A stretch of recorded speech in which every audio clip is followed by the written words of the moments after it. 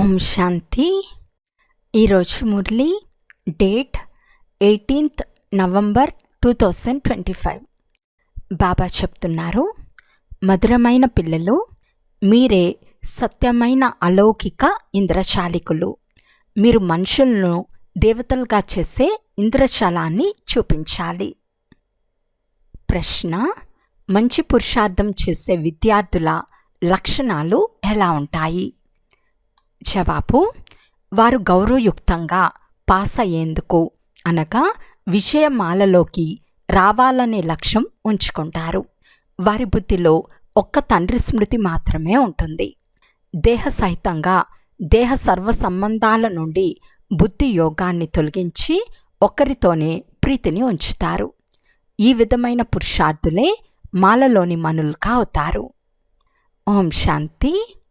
ఆత్మీక తండ్రి కూర్చుని ఆత్మీక పిల్లలకు అర్థం చేస్తున్నారు. ఇప్పుడు ఆత్మీక పిల్లలైన మీరు ఇంద్రజాలికులుగా అయ్యారు. అందుకే తండ్రిని కూడా ఇంద్రజాలికుడు అని అంటారు. మనుషులను దేవతలుగా చేసే ఇంద్రజాలికులు ఎవరూ ఉండరు. ఇది ఇంద్రజాలమే కదా. ఎంత గొప్ప సంపాదన చేయించే మార్గాన్ని మీరు తెలియజేస్తారు. పాఠశాలలో టీచర్ కూడా సంపాదించటం నేర్పిస్తాడు. చదువు సంపాదనే కదా. భక్తి మార్గంలోని కథలు, శాస్త్రాలు మొదలైన వాటిని వినటాన్ని చదువు అని అనరు. అందులో ఏ ఆయుధము లేదు, కేవలం ధనం ఖర్చు అవుతుంది. తండ్రి కూడా అర్థం చేస్తున్నారు. భక్తి మార్గంలో చిత్రాలు తయారు చేస్తారు, మందిరాలు మొదలైనవి నిర్మిస్తారు. భక్తి చేస్తూ చేస్తూ మీరు ఎంతో ధనాన్ని ఖర్చు చేసేశారు. టీచర్ అయితే సంపాదన చేస్తారు. చదువు ద్వారా జీవనోపాధి జరుగుతుంది. పిల్లలైన మీ చదువు చాలా ఉన్నతమైనది. అందరూ చదవాలి కూడా.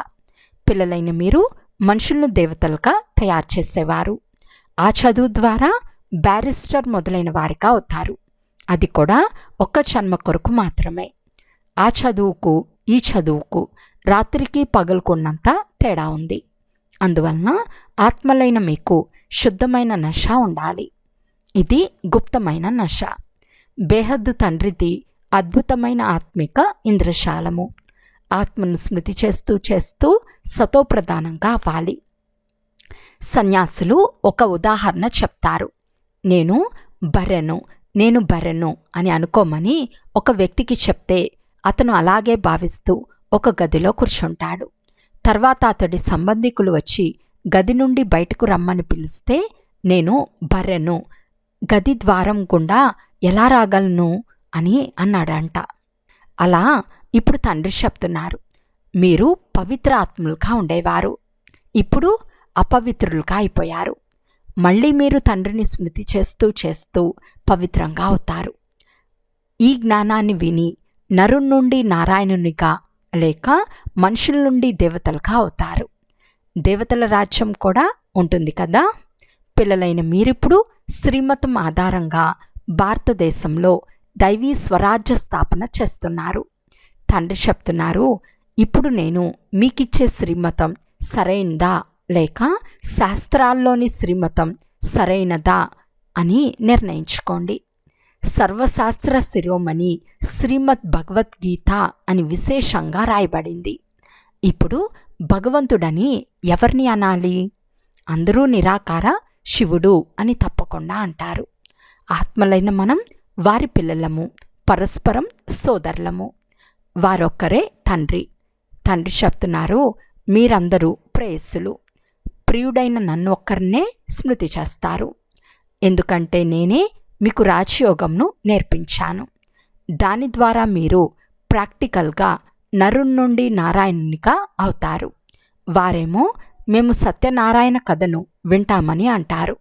దీని ద్వారా మేము నరుని నుండి నారాయణునిగా అవుతామని ఎవరు భావించరు. తండ్రి ఆత్మలైన మీకు జ్ఞానం 3వ నేత్రాన్ని ఇస్తారు. దీని ద్వారా ఆత్మ తెలుసుకుంటుంది. శరీరం లేకుండా ఆత్మ మాట్లాడలేదు. ఆత్మలు నివసించే స్థానాన్ని నిర్వాణధామము అని అంటారు. పిల్లలైన మీరిప్పుడు శాంతిధామము, సుఖధామాలనే స్మృతి చేయాలి. ఈ దుఃఖధామాన్ని బుద్ధి ద్వారా మర్చిపోవాలి. ఆత్మకు సత్యమేదో అసత్యమేదో అనే జ్ఞానం ఇప్పుడు లభించింది. కర్మ అకర్మ వికర్మల రహస్యాన్ని కూడా అర్థం చేయించారు. తండ్రి పిల్లలకి అర్థం చేయిస్తారు. పిల్లలు మాత్రమే అర్థం చేసుకుంటారు. ఇతర మనుషులకు తండ్రి గురించే తెలియదు. ఇది కూడా డ్రామాలో తయారై ఉందని తండ్రి చెప్తున్నారు. రావణ రాజ్యంలో అందరి కర్మలు వికర్మలుగానే అవుతాయి. సత్యుగంలో కర్మ అకర్మగా ఉంటుంది. అక్కడ పిల్లలు మొదలైన వారు ఉండరా అని ఎవరైనా ప్రశ్నిస్తే ఇలా చెప్పండి, దానిని నిర్వీకారి ప్రపంచము అని అంటారు. అక్కడ ఈ పంచవికారాలు ఎక్కడి నుండి వస్తాయి? ఇది చాలా సాధారణమైన విషయము. ఇది తండ్రి కూర్చుని అర్థం చేస్తున్నారు. ఎవరైతే ఇది రైట్ అని భావిస్తారో వారు వెంటనే నిలిచిపోతారు. కొందరు అర్థం చేసుకోలేకపోతే పోను పోను అర్థమవుతుంది. దీపం వద్దకు దీప పురుగులు వస్తాయి, వెళ్ళిపోతాయి, మళ్ళీ వస్తాయి. వీరు కూడా దీపమే. కనుక అందరూ కాలిపోయి సమాప్తం అవ్వవలసి ఉంది. ఇది కూడా అర్థం చేయించబడుతుంది. అంతేకాని ఇతర దీపం అంటూ ఏదీ లేదు. అవన్నీ సాధారణమైనవే. దీపంపై అనేక పురుగులు పడి కాలిపోతాయి. దీపావళి నాడు లెక్కలేనని చిన్న చిన్న దోమలు ఉదయించి మళ్ళీ మరణిస్తాయి. వెంటనే మరణిస్తాయి. జీవించటం, మరణించటం. అదేవిధంగా కొన్ని ఆత్మలు అంతిమంలో వచ్చి జన్మ తీసుకుని వెంటనే మరణిస్తారని తండ్రి అర్థం చేస్తున్నారు. తండ్రి వారసత్వాన్ని ఇచ్చేందుకు వచ్చారు అంటే పురుషార్థం చేసి గౌరవయుక్తంగా పాస్ అవ్వాలి కదా. మంచి విద్యార్థులు చాలా పురుషార్థం చేస్తారు. ఈ మాల కూడా గౌరవపూర్వకంగా ఉత్తీర్ణులైన వారితే. ఎంత ఎక్కువ వీలైతే అంత పురుషార్థం చేస్తూ ఉండండి. వినాశకాలంలో విపరీత బుద్ధి అని అంటారు. దీని గురించి కూడా మీరు అర్థం చేయించగలరు. తండ్రి చేతిలో మనకు ప్రీతి బుద్ధి ఉంది. ఒక్క తండ్రిని తప్ప మనం ఇంకెవ్వరిని స్మృతి చేయము. తండ్రి చెప్తున్నారు, దేహ సహితంగా దేహ సర్వ సంబంధాలను వదిలి నన్నొక్కరినే స్మృతి చేయండి. భక్తి మార్గంలో ఓ దుఃఖహర్త సుఖకర్త అని చాలా స్మృతి చేస్తూ పిలుస్తూ వచ్చారంటే దాని అర్థం తప్పక తండ్రి సుఖం ఇచ్చేవారనే కదా. స్వర్గాన్ని సుఖధామము అని అంటారు. నేను వచ్చిందే పావనంగా తయారు చేసేందుకు అని తండ్రి అర్థం చేస్తున్నారు. ఏ పిల్లలైతే కామచిత్తుపై కూర్చుని భస్మం అయిపోయారో నేను వచ్చి వారిపై జ్ఞానవర్షాన్ని కురిపిస్తాను. పిల్లలైన మీకు యోగం నేర్పిస్తాను. తండ్రిని స్మృతి చేసినట్లయితే వికర్మలు వినాశనమవుతాయి. అప్పుడు మీరు ఫరిస్తాన్కు మాలికులుగా అవుతారు. మీరు కూడా ఇంద్రశాలికులే కదా. మనది సత్యమైన ఇంద్రశాలము అని పిల్లలకు నశ ఉండాలి. కొంతమంది చాలా మంచి తెలివైన ఇంద్రశాలికులు ఉంటారు. ఏవేవో వస్తువులను తీసి చూపిస్తారు. కానీ ఈ ఇంద్రశాలం అలౌకికమైనది అనగా దీనిని ఒక్కరు తప్ప ఇంకెవ్వరూ నేర్పించలేరు. మనము మనుషుల నుండి దేవతలుగా అవుతున్నామని మీకు తెలుసు. ఈ శిక్షణ అంతా కొత్త ప్రపంచం కొరకే. దానినే సత్యుగము, న్యూ వరల్డ్ అని అంటారు. ఇప్పుడు మీరు సంగం యుగంలో ఉన్నారు. ఈ పురుషోత్తమ సంగం యుగం గురించి ఎవరికీ తెలియదు. మీరు ఎంత ఉత్తమ పురుషులుగా అవుతారు? తండ్రి ఆత్మలకే అర్థం చేస్తారు. బ్రాహ్మణీల పని ఏమిటి అంటే క్లాసులో కూర్చున్నప్పుడు మొట్టమొదట అందరినీ సావధానపరచాలి. సోదర సోదరీమణుల్లారా, స్వయాన్ని ఆత్మగా భావించి కూర్చోండి. ఆత్మలైన మనము ఈ అవయవాల ద్వారా వింటాము. 84 జన్మల రహస్యాన్ని కూడా తండ్రి అర్థం చేయించారు. ఏ మనుషులు 84 జన్మలు తీసుకుంటారు? అందరూ తీసుకోలేరు. దీన్ని గురించి కూడా ఎవరు ఆలోచించరు. ఏది వింటారో అది సత్యం అని అనేస్తారు. హనుమంతుడు గాలి ద్వారా వెలువడ్డాడు అని వినగానే సత్యము అని అంటారు. ఇతరులకు కూడా ఇటువంటి విషయాలు వినిపిస్తారు.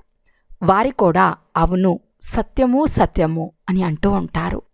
ఇప్పుడు పిల్లలైన మీకు సత్యము అసత్యాలు అర్థం చేసుకునే జ్ఞానచక్షు లభించింది. కనుక సరైన కర్మలే చేయాలి. అనంతమైన తండ్రి ద్వారా ఈ వారసత్వాన్ని తీసుకుంటున్నామని మీరు అర్థం చేస్తారు కూడా. మీరందరూ పురుషార్థం చేయండి. వారు సర్వాత్మలకు తండ్రి. ఆత్మలైన మీకు తండ్రి చెప్తున్నారు. ఇప్పుడు నన్ను స్మృతి చేయండి. స్వయాన్ని ఆత్మగా భావించండి. ఆత్మలోనే సంస్కారం ఉంటుంది. సంస్కారం తీసుకెళ్తారు. ఎవరైనా బాల్యంలోనే చాలా పేరుగాంచినట్లయితే ఇతడు ఇంతకుముందు జన్మలో ఈ విధమైన కర్మ చేసి ఉండవచ్చని భావించటం జరుగుతుంది. ఎవరైనా కళాశాలలు నిర్మించినట్లయితే వారికి మరో జన్మలో చదువు బాగా వస్తుంది. ఇదంతా కర్మల లెక్కాచారం కదా. సత్యుగంలో వికర్మ అనే మాటే ఉండదు. అక్కడ కర్మలేమో తప్పకుండా చేస్తారు. రాజ్యపాలన చేస్తారు, తింటారు, కానీ వ్యతిరేక కర్మలు చేయరు. దాన్ని రామరాజ్యము అని అంటారు. ఇది రావణ రాజ్యం. ఇప్పుడు మీరు శ్రీమతం ఆధారంతో రామరాజ్యాన్ని స్థాపన చేస్తున్నారు. అది కొత్త ప్రపంచం. పాత ప్రపంచంలో దేవతల నీడ కూడా పడదు. లక్ష్మి జడచిత్రం ఉంచితే నీడ ఏర్పడుతుంది, కానీ చైతన్య దేవతలకు నీడ ఏర్పడదు. అందరూ పునర్జన్మలు తీసుకోవలసిందేనని పిల్లలైన మీకు తెలుసు. బావిలో నీరు తోడినప్పుడు చక్రం తిరుగుతూనే ఉంటుంది కదా. మీ ఈ చక్రం కూడా తిరుగుతూనే ఉంటుంది. దీనిపై ఉదాహరణలు, కథలు వినిపిస్తూ ఉంటారు. పవిత్రత అన్నిటికంటే మంచిది. కుమారి పవిత్రంగా ఉంటుంది. అందుకే అందరూ ఆమె పాదాలకు నమస్కరిస్తారు. మీరు ప్రజాపిత బ్రహ్మకుమారి కుమారులు. గరిష్ట సంఖ్యలో కుమారీలే ఉన్నారు. అందుకే కుమారీల ద్వారా బాణం వేయించారని గాయనముంది. ఇది జ్ఞానబాణం. మీరు కూర్చుని ప్రేమగా అర్థం చేస్తారు. తండ్రి ఒక్కరే సద్గురువు. వారు సర్వుల సద్గతి దాత. భగవాను వాచ మన్మనా భవ. ఇది కూడా మంత్రమే కదా. ఇందులోనే శ్రమ ఉంది. స్వయాన్ని ఆత్మగా భావించి తండ్రిని స్మృతి చేయండి. ఇది గుప్తమైన శ్రమ. ఆత్మనే తమో ప్రధానంగా అయింది. మళ్ళీ సతో ప్రధానంగా అవ్వాలి. ఆత్మ పరమాత్ములు చాలా కాలం నుండి వేరుగా ఉండినారు. మొట్టమొదట ఎవరు తప్పిపోయారో వారే మొదట కలుసుకుంటారని తండ్రి అర్థం చేయించారు. అందుకే తప్పిపోయి లభించిన అల్లారు ముద్దు పిల్లలు అని తండ్రి అంటారు. ఎప్పటి నుండి భక్తి ప్రారంభం చేశారో తండ్రికి తెలుసు. సగం సగం ఉంటుంది. అర్థకల్పం భక్తి రాత్రి, అర్థకల్పం జ్ఞానము పగలు. 24 గంటల్లో కూడా 12 గంటలు పగలు, 12 గంటలు రాత్రి.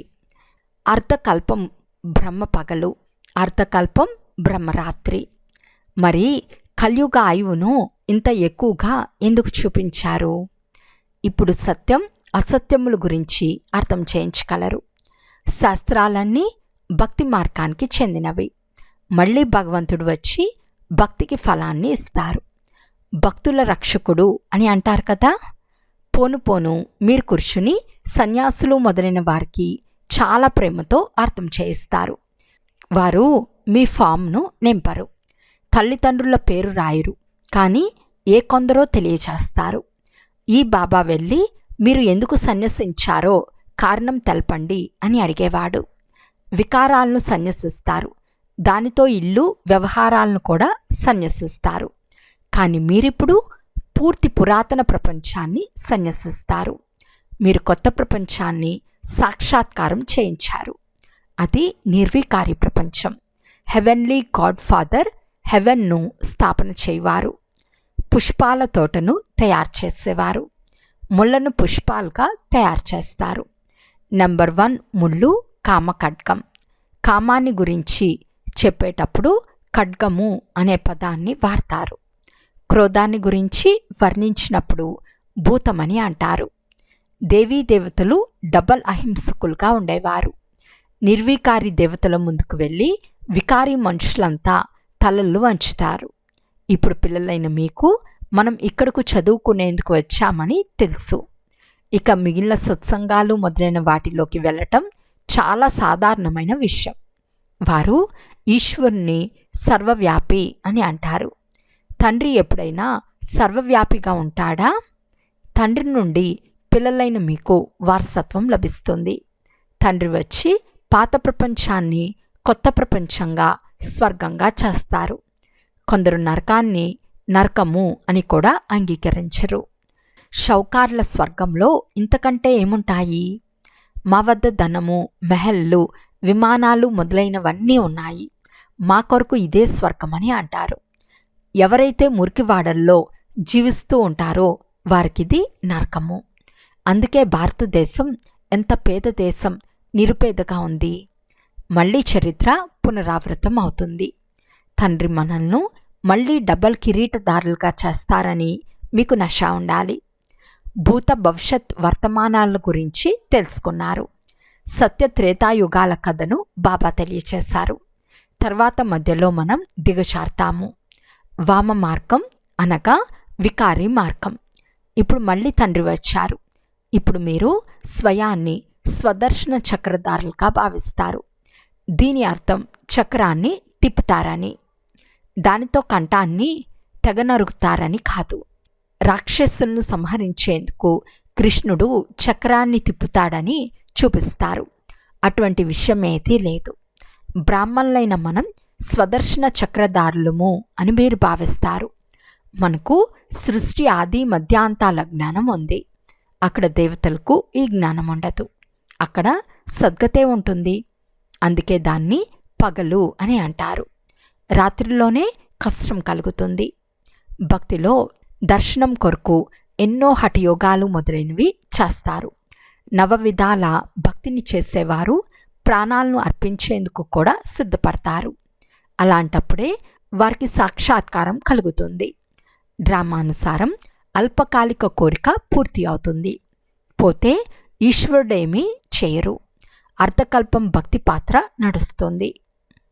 అచ్చా, మధురాతి మధురమైన అపురూపమైన పిల్లలకు మాతాపిత బాప్దాదాల ప్రియస్మృతులు మరియు గుడ్ మార్నింగ్. ఆత్మీక పిల్లలకు ఆత్మిక తండ్రి నమస్తే. ఆత్మిక తండ్రికి ఆత్మిక పిల్లల యొక్క ప్రియస్మృతులు మరియు నమస్తే నమస్తే నమస్తే. ధారణ కొరకు ముఖ్య సారము. ఫస్ట్ పాయింట్, బాబా మనల్ని ద్వికిరీటదారులుగా చేస్తున్నారనే ఆత్మీక నశాల ఉండాలి. మనము స్వదర్శన చక్రధారి బ్రాహ్మణులము.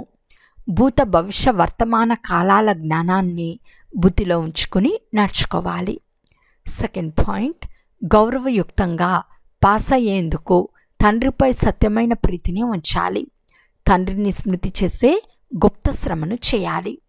వరదానము, మీ డబల్ లైట్ స్వరూపం ద్వారా రాబోయే విఘ్నాలను దాటుకునే తీవ్ర పురుషార్థి భవ. రాబోయే విఘ్నాలలో అలసిపోవటం లేక వ్యాకుల పడేందుకు బదులు సెకండ్లో సొంత ఆత్మీక జ్యోతి స్వరూపము మరియు నిమిత్త భావం యొక్క డబల్ లైట్ స్వరూపం ద్వారా సెకండ్లో హై జంప్ చేయండి. విఘ్నమనే రాయిని పగలగొట్టుకోవటంలో సమయాన్ని పోగొట్టుకోకండి. ఎగరండి మరియు సెకండ్లో దాటుకోండి. చిన్న విస్మృతి కారణంగా సహజ మార్గాన్ని కష్టంగా చేసుకోకండి. మీ జీవితం యొక్క భవిష్య శ్రేష్టమైన గమ్యాన్ని స్పష్టంగా చూస్తూ తీవ్ర పురుషార్థులుగా అవ్వండి. బాప్దాదా మరియు విశ్వం మిమ్మల్ని ఏ దృష్టితో చూస్తున్నారో అదే శ్రేష్ఠ స్వరూపంలో సదా స్థితమై ఉండండి. స్లోగన్, సదా ఖుషీగా ఉండాలి మరియు ఖుషీని పంచాలి. ఇదే అన్నిటికంటే గొప్ప గౌరవం. అవ్యక్త సూచన, అశరీరి మరియు విదేహీ స్థితి యొక్క అభ్యాసాన్ని పెంచండి. ఇప్పుడు సంఘటిత రూపంలో ఒకే శుద్ధ సంకల్పం అనగా ఏకరస స్థితిని తయారు చేసుకునే అభ్యాసం చేయండి. అప్పుడే విశ్వంలో శక్తి సైన్యం యొక్క పేరు ప్రసిద్ధి చెందుతుంది. ఎప్పుడు కావాలంటే అప్పుడు శరీరం యొక్క ఆధారం తీసుకోండి. ఎప్పుడు కావాలంటే అప్పుడు శరీరం యొక్క ఆధారాన్ని వదిలి మీ అశరీరీ స్వరూపంలో స్థితమైపోండి. ఎలాగైతే శరీరాన్ని ధరించారో అలాగే శరీరం నుండి అతీతంగా అయిపోవాలి. ఈ అనుభవమే అంతిమ పేపర్లో మొదటి నంబర్ తీసుకునేందుకు ఆధారము. అచ్చా. ఓం శాంతి.